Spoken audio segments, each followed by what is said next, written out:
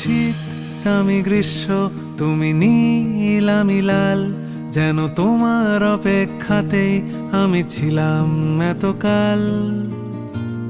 তুমি সমুদ্র হও যদি, আমি হবই পাহাড়। ভারী অদ্ভুত আমাদের সংসার। তুমি সূচ আমি সুতো, তুমি ঠিক আমি ভুল, আমি একটু সরে গেলেই তুমি ছোঁয়াবে আঙুল। তুমি দক্ষিণে যাও যদি, আমি বামে চলে যাব। বলো নিয়ম কি করে পাল্টাবো? অস্থিরতা বাড়ছে, কোথায় লুকিয়ে রাখবো?